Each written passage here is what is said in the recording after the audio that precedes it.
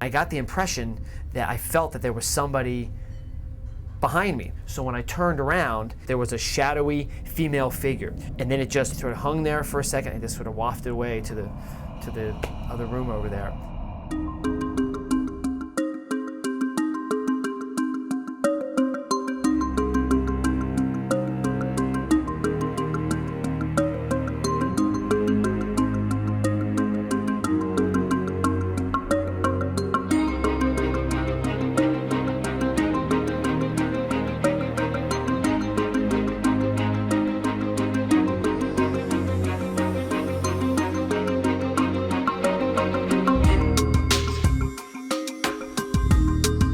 Casey Morris has been here in this house for 21 years now. When you hear the stories, people who've never met tell very similar stories year after year. We've had customers experience it during dining. There's been all kinds of different stuff, and it's the same type of thing over and over again, so you know that there's something to it.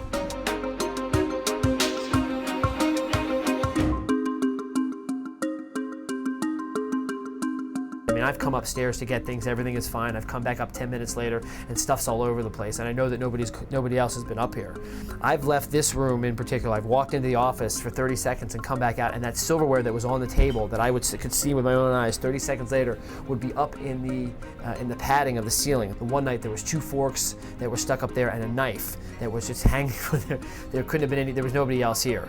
I mean, there's no other explanation for it. There were taps on shoulders that you would feel randomly walking through the bar. There'd be nobody around you. You would feel like a distinct tap on your shoulder. I'd see my tie move, get almost as if it was being pulled. I've heard voices recently.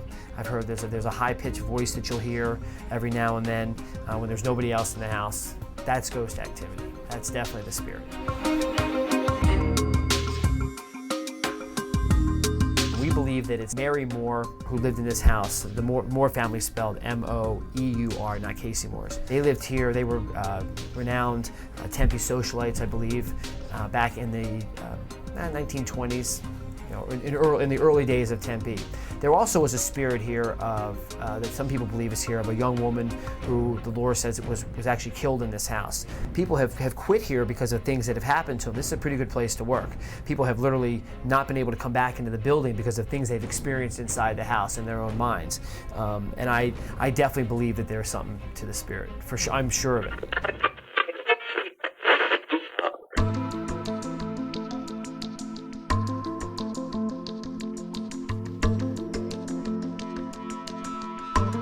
It was the early 1980s, right where we're standing, and one of the construction workers fell to his death during the construction of this very building. And for the next, gosh, it's been 25 years, there have been stories of furniture being moved, lights left on. Sometimes it's someone sitting in a chair feeling like someone's sitting next to them out in the auditorium. It's very odd. One night I was locking up by, all alone. Lights were out, had to walk through the auditorium. On my way out, there's 2 double doors. Went through one, it shut. Went through the other one, had to turn around, make sure it was shut because it was the exterior door. And all of a sudden, the interior door slammed shut. And I didn't know what it was, but I was quickly out of there as fast as I could. Nobody wants to be the last person to leave this building at night. When you're shutting those lights off, you get a little bit of an eerie feeling. Some kids will say that they see things, up in the, either in the catwalk or in the control booth late at night when they're on the stage working or something. It's just that idea that there is an entity around that scares some people, the unknown. People leave the stage set a certain way. When they come in the morning, the couches are moved, things are knocked over, lights are put on.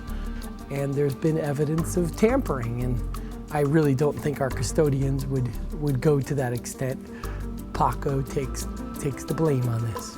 We tell lots of stories. Of course, it creates an interest, and especially around Halloween.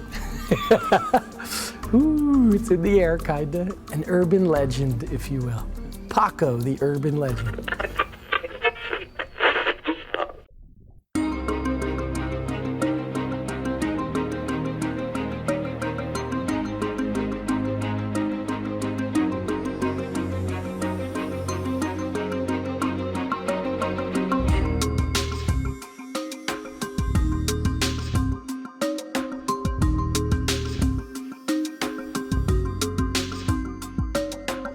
For Tempe, of course, it all started right here. The ferry service was operated across the street, the flour mill.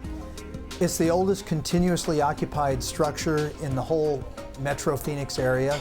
It's the founding pioneer home of Tempe, built by Charles Trumbull Hayden around 1871, and it's been continuously a place of residence, hospitality, restaurant, blacksmith shop, Tempe's first post office, you name it, it's been used for that.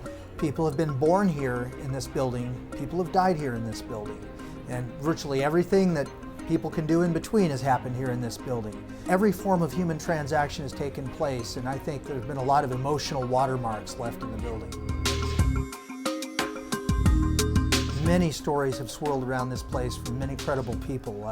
I had a busboy come running up to me, pale as a sheet, saying, "I'm not going back in there, I'm not going back in there." I walked in and there was a cowboy sitting on the bench, and he looked up at me, and I turned away to tell the girl that was behind me, and he disappeared.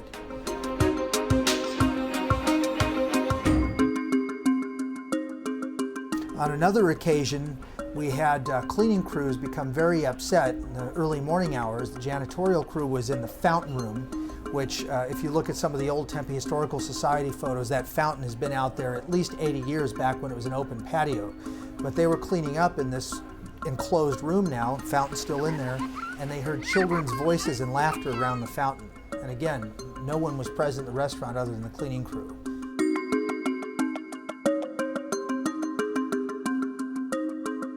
If paranormal activity and ghosts are the result of human experiences and human emotion, this is certainly the place where you would find that.